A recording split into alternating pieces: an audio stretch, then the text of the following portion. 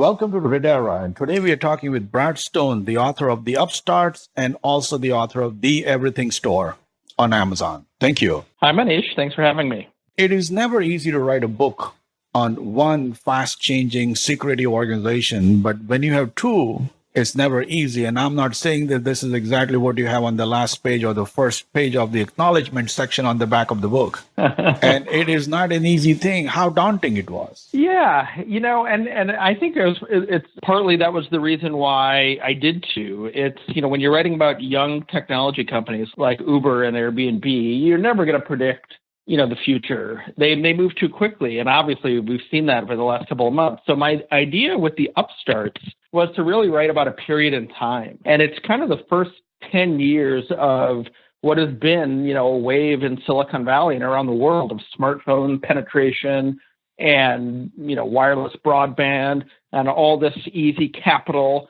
And, it's really the story of the businesses that were created in that time and the entrepreneurs that emerged to take advantage of it.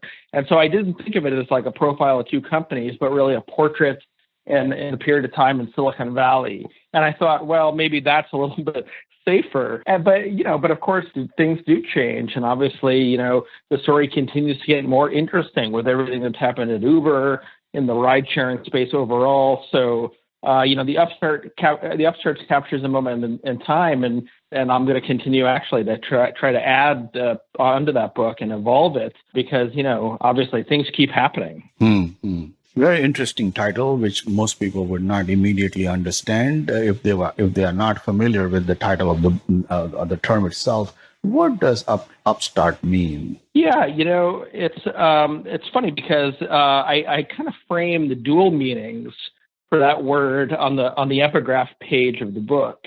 And, to me, it was like these two meanings capture really the tension in the book. An upstart, can be something or someone new to the scene, with a new idea or a new business. It's in that way, it's a lot like the word startup. But there's another meaning that's a little bit more pejorative, which is, somebody who's coming and challenging in sort of an obsequious way the status quo without all the deference, and respect for an established way of doing things. And, and that also kind of characterizes the companies I'm writing about in this book. And so I'm almost leaving it to the reader to make a decision. Are these like kind of creative entrepreneurs with new ideas, or are they kind of coming in with maybe, trampling, in a disrespectful way, the things that came before them. And, and then the book kind of is a journey between those two possibilities. Excellent. And it's a nice way that you have weaved these two stories and along with the changes that were happening in the Silicon Valley and also the founders and the people involved at Uber and Airbnb in some ways also happened to know each other or connected with each other. Yeah, it was interesting the way in which the major strands of the story in the book are kind of intertwined. Uber is invented in San Francisco, really right around the same time as Airbnb, also in San Francisco. Airbnb takes off first, created by a pair of design school graduates, Brian Chesky and Joe Gebbia, and their kind of hacker friend and Nate Blecharczyk.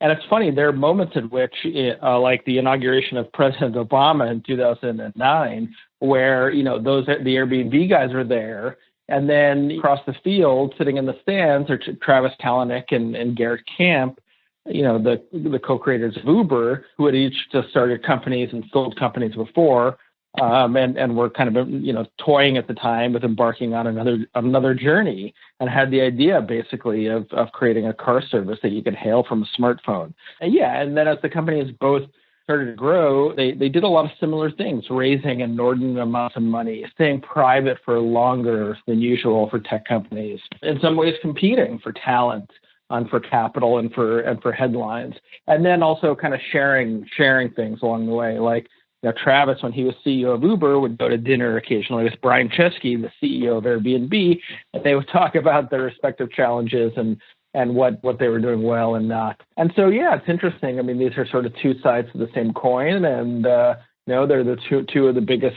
private companies now in the world. Truly disruptors, but they did not go out to disrupt. They believed, they had convictions, they had the talents, and they had the ambition. and the persistence to overcome all the hurdles that were thrown along their way. Let us start as the book starts first with the Airbnb. What was the initial kernel that really led Airbnb to stay focused on what their true mission was, as they described early on?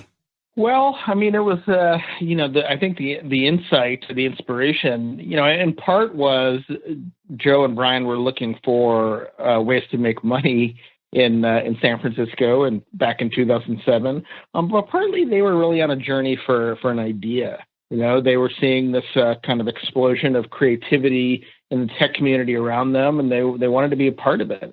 And so, the motivation is the motivation really for anyone starting a business. It was partly mission driven, but it was also really just they wanted to succeed. They wanted to belong to a community that was sprouting up all around them. One of the wistful moments for my book is at South by Southwest early on, where, Brian is staying at an Airbnb kind of outside of town, and Mark Zuckerberg is talking about, is there giving a speech at the event. And, he's sort of looking wistfully on from the sidelines. They wanted to be in the middle of the action. So, there was just some, I think, kind of pure natural ambition that was at play as well. And also they had certain understanding and certain, what I would call not that baggage that you generally develop as you get older, that the life works only in certain ways and certain things cannot be just done. Trying to believe that people will be willing to open up their homes to rent their homes was a completely unconventional. That's right. I mean, there were some other businesses that had tried it, like Couchsurfing as a website that preceded Airbnb. But, but for a lot of people, it was just this odd idea, right? And that's why a lot of investors took a look at this company and declined to invest, for a certain generation, for a certain mindset. It was a strange idea. Why would I want any stranger in my house, or if I'm there, or even if I'm not? And I think that led a lot of investors, even big investors, to overlook the opportunity, basically, of creating a marketplace for space, and the risk and the liability that comes with it if somebody came in. Well, that's exactly, yeah. And Airbnb didn't have a great solution for that early on. There were terrible incidences in their properties, and they didn't really know how to respond. They had to kind of learn how to get good at that, at managing it, and making people feel comfortable. In many ways, both of the companies owe a lot to the developments in the chips technology and the smartphone technology, GPS technology, and all the bandwidth improvements that have happened, that the generation of today has come to rely as if to unleash everything through the clicks on the smartphone. That's definitely true. And on the cover of the Upstarts, there's an image of a wave. And, the reason that we did that is because these companies really were propelled along top waves. There was some that you mentioned. Cloud computing obviously made it easier for them to run their businesses. Digital payment services. I mean, one of the great things about both of them is that really no money changes hands, all invisible. What else? Just a wireless broadband, the ubiquity of smartphones. You mentioned GPS. Facebook's rise, and the fact that people's real identity was established online is very important, because without it, people wouldn't have felt as comfortable doing transactions with total strangers. And yet, most people were now, at the time these companies launched, comfortable using their real identities. So I think that's another factor. Yeah, many of these other technological changes and improvements made these companies possible. And I think that kind of pace will continue as we go along. Certainly doesn't show any signs of slowing down, as much as some people might want to just catch their breath a little bit. We've got self-driving cars and flying cars and computers that talk to you, all AI, or machines that can beat us in chess and Go, and these things are all happening now. In the early days of Uber, and maybe you want to draw the history there or give us the context, it was all through the text messages and very clunky software that was not even designed in English. It was in Spanish, designed by some good programmers in Mexico.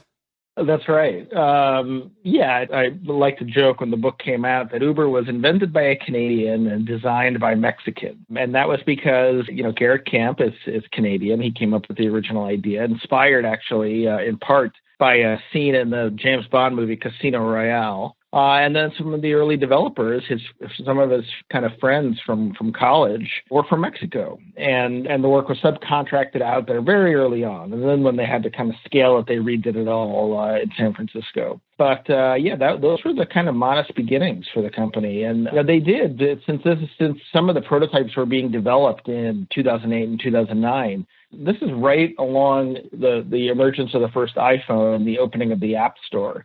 And they didn't know how big the iPhone would be. Naturally, nobody did. And so they were developing for things like the BlackBerry and for feature phones. And so, they did come up with versions for text messaging or versions for the BlackBerry. Those never really went anywhere. I think very quickly they realized that the iPhone was going to take over and that a smartphone app was the way to go. Indeed, but the regulatory regime, city after city, had major adjustments to make. First, allowing these upstarts to join in providing services, and then eventually growing all the way to allowing the ride sharing. Give us a little bit of evolution, how it all happened. First started in San Francisco, and I believe the second thing, right after San Francisco, they went to another city before they went to Washington, D.C. Yeah, I mean, basically, the broad story is that Uber, as it expanded, had to deal with basically ambiguity in the taxi rules. In most cities and most states and countries around the world, you could hail a yellow cab or the equivalent, basically a licensed cab, and you do that by waving your hand on the street, or you could prearrange a black car, a limo, a town car. And you would do that by, in some countries, walking into a store and ordering a car, or mostly calling from home. And and that seemed to be the only possibility for this kind of vehicle transportation. But then the smartphone comes along, and Uber comes along and says there's a third category. You can actually use your phone and sort of hail a car wherever you are. And so, is that a taxi? Is that is that like a hailing from the street, or is that a prearrangement? It's much quicker than a prearranged car. So it kind of, Uber just broke the regulatory classifications. It had something totally new. And the other fact is that these industries, they hadn't changed much in a long time. And particularly the yellow cab drivers were kind of a protected, somewhat coddled class, and they didn't like new competition. In fact, they, in most places in the world, they had basically fought any expansion in the number of medallions that were given out. And so when Uber came to the scene, first in San Francisco, the yellow cabs, were up in arms. Like, who are these guys? They're stealing our business. And, and it was a fight. It was a fight everywhere. When we fast forward and say, Travis and his colleagues were jerks and they ran the business like a mafia crime group, and, he deserved to get fired, which there's an argument for, you have to put it in the context of, they were battling all the time. They were called into basically the principal's office, to these regulators, and forced to explain themselves. And in San Francisco, and then you mentioned Washington and Chicago, and in other cities, they were nearly forced to shut down. And what saved them every time was the fact that people really loved the service. They were bitter about the quality of taxis and limos and the expense. And they loved having an alternative, and it was easy, and the app worked, and you didn't have to fumble for cash or wait for a credit card. And so, and we could get into the details of these different cities, but it was really like it happened everywhere. It happened when they went to Europe. It happened when they went to China. The fact is like this was something that was kind of new, and they had to argue to be able to do it. Yeah, I mean, cease and desist letters starting from San Francisco for Uber were very normal. I mean, they expected them, I guess. And of course, almost a fascinating tale of being almost threatened for life in New York City was also not an easy thing, as you bring it up in the book. Yeah, absolutely. Yeah, one of the facts of this industry is that they did protect the taxi industry, the limo industry. They would protect their political advantage, and sometimes they had connections to seedier organizations, and so Uber had to navigate that as well. Yeah, and I think you explained very well in the book, which is so fascinating, is that Uber had to learn on their feet quickly on where the gray areas are, where the advantages are. And of course, whenever they felt the regulatory, the bodies are behind time, they will use their massive customer base to rally behind them, and using social media, Twitter, and so on, and then put the pressure on them. Yeah, that's right. I mean, they would solicit emails. They would put the phone numbers of legislators, lawmakers, mayors, on their website, and people responded. And and it feels a little wistful, like kind of ancient history right now. I got to be honest, because Uber now is a company worth $65 billion, $69 billion actually. Whose CEO has just gotten fired, who has been subject to a lot of bad and illuminating press articles about the culture of the company. And I don't know that they would be able to do that anymore. Basically, summon their user base on their behalf in a political fight.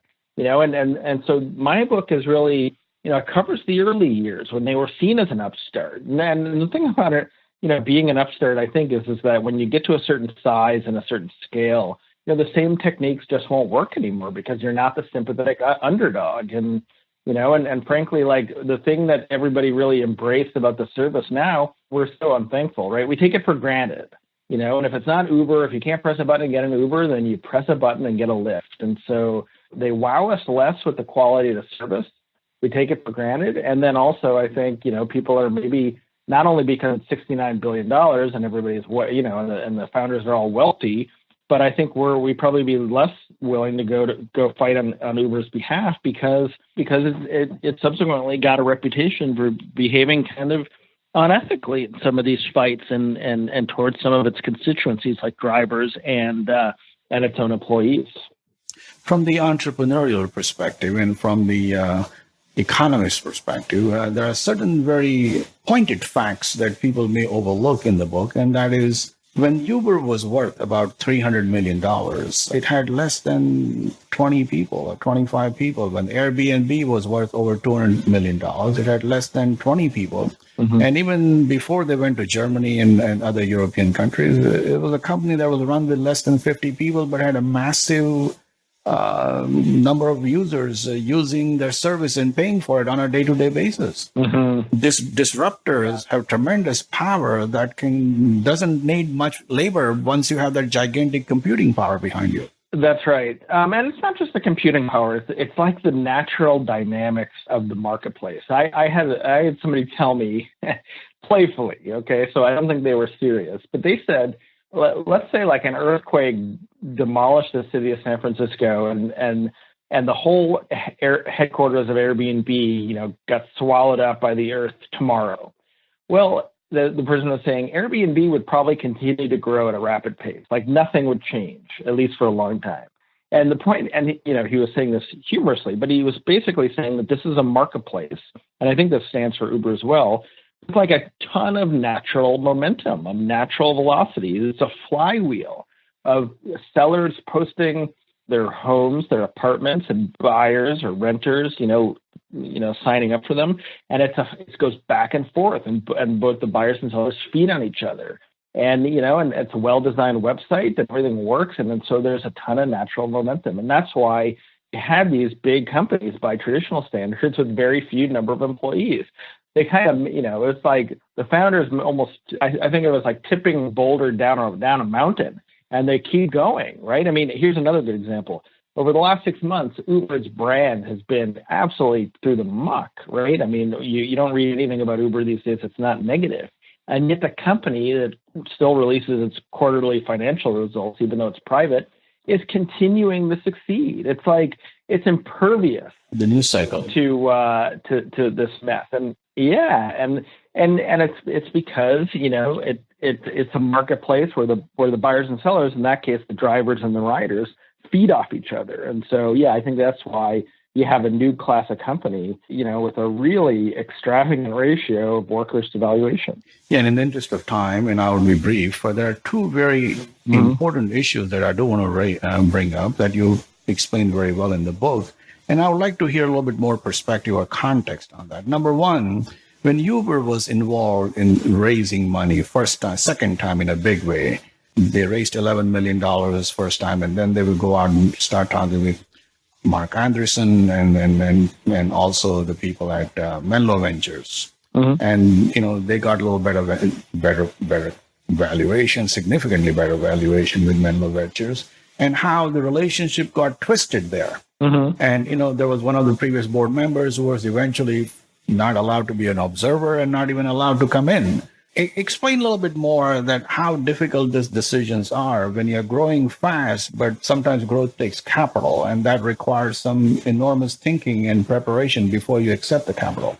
Yeah, I guess you're going back to an early chapter in the book. I think it's Uber's B round. It might have been the A round. Correct. B round. Where Travis at the time had some options for who he wanted to work with. Andreessen Horowitz, was offering to invest in Uber, and then but Travis wasn't happy with the valuation. He thought they were cheating him a little bit, and it was worth more. And then an investor named Shervin Pishavar, who was at Menlo at the time, came in with a better deal. I think it might be more interesting to explain why that's relevant now with Travis off the board and the board still, embroiled in a legal mess fighting. And, even back then, you can go back to that anecdote and say, Travis was somebody who was always very wary. One about, people who might not believe as much in the vision, or even who might challenge him a little bit more on the ownership and management of the company. He obviously kept very strict control over board seats and all that stuff. I mean, so to go back to that incident, Sherman never took a seat on the board. So, and I'm sure that appealed to Travis back then. And I think we look now at with Benchmark suing Uber over Travis's control of 3 board seats, and we go, nothing's changed, right? Like, he was someone who it's almost a Shakespearean tragedy. I mean, someone who was so obsessed with keeping in control of the company, guarding the valuation, protecting the stock, keeping people insanely motivated, and keeping his hold on the company, that he ended up undermining himself because he made more enemies than friends over the years. And that's what that anecdote kind of tells me, that, he was crazy about, keeping control. And in the end, he lost the faith of the people who he needed to get behind him. Exactly. And the second incident was when Airbnb wanted to go to Germany, Europe, and they met those brothers, Samber brothers. And at the same time, Digital Hello, or whatever it was called, the British company that came over to Chicago and got annihilated after raising 15 million or something like that. Those two are very telling incidences that international expansion requires some preparation. That's right. So we're talking about the incident in Airbnb's history where the Samwer brothers, a German trio of brothers, basically are cloning Airbnb in Europe and then in Asia. And Airbnb at the time was just a very small San Francisco company, and it's a wake-up call. If they were going to have an international business, they needed to move much more quickly. They needed to accelerate hiring. They needed to get local offices up and running, and they needed to do it all in a way that preserved the culture and the thing that made the company so successful in the first place. And I tell that story in the Upstarts, and it's really when Airbnb went from being a cute startup to a pretty powerful international presence. And I think one key is it's the importance of culture, and they were able to kind of create a sort of community-minded organization, and then export that to all these other places. And then there were hiccups along the way, and people that left the company because they didn't fit in. But in talking to a lot of Airbnb users, the thing that they said is they always felt they belonged to something that was greater. And I think that's one of the reasons why Airbnb was able to kind of vanquish these German brothers, whose business is still around, but it's small. And, Airbnb is now worth $30+ billion, and it's a global company. Exactly. But not many other companies were able to circumvent the brothers because they ended up taking the bad deal that they offer and force them to sell it to them or buy it from them. Well, before, I read about this a little bit before the Airbnb episode. Companies like Groupon, they would end up doing deals with the German brothers. But I actually think subsequent to Airbnb kind of defeating the Samwers, that Silicon Valley kind of got smarter about how to deal with these European clones. Yes, indeed. How do you see this? And since then, even for the Uber, things change, which you brought up very nicely in one of the incidences where ride sharing became Lyft came along the way, which was originally started out as Zimride, and then it became Lyft, and then it turned into a ride sharing where Uber had to adjust to his own business model because suddenly they were now the fighting with the new Upstart. Right. So it's probably, most people might not even know this, but Uber was just a black car company. They actually used drivers who had basically professional limousine licenses. And Lyft came along, and this is about 2012, and they said they had a different business model. They said, anybody could take their own car and pick up a passenger. It's just like carpooling. And that was really the beginning of what's called ride sharing. And Uber looked at that and said, this is a big problem for our growing business because those rides are going to be cheaper because, it doesn't, these are regular cars, they're not town cars, and you don't need a license. And so then Uber introduced what's now called UberX, also their version of ride sharing. And that's the beginning of a kind of furious price competition in this market, which, by the way, has had a lot of interesting impacts. One's been great for riders because you got a lot of cheap options.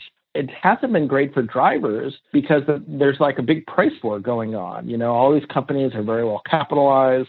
They compete with low fares, and sitting in traffic for an hour and you're paying $10, $12, that somebody's not making out very well. And so, that's the beginning of really all this price competition. And it's also a reason why the companies kind of end up, they're all still losing money. I mean, Uber is losing $400 million a quarter plus, probably more than that. And Lyft is losing a lot of money as well. And that's because they're discounting fares. They're subsidizing the service to try to get market share.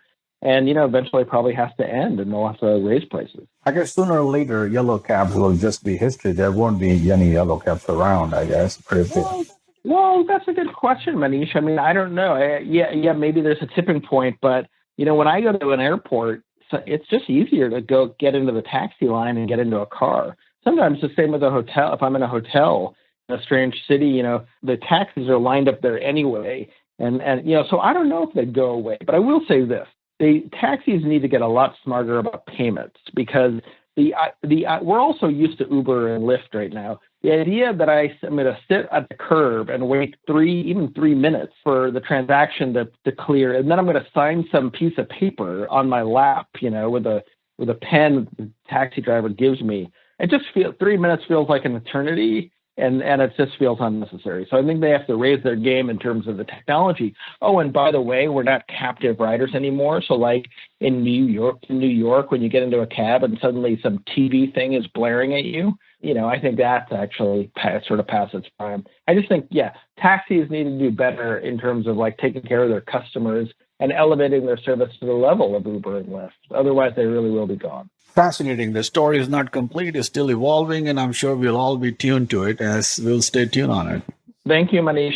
Thank you very much for your time, and please do keep us in mind when you have another book. Okay, good talking to you. Thank you. Bye-bye. Okay, bye. Bye-bye.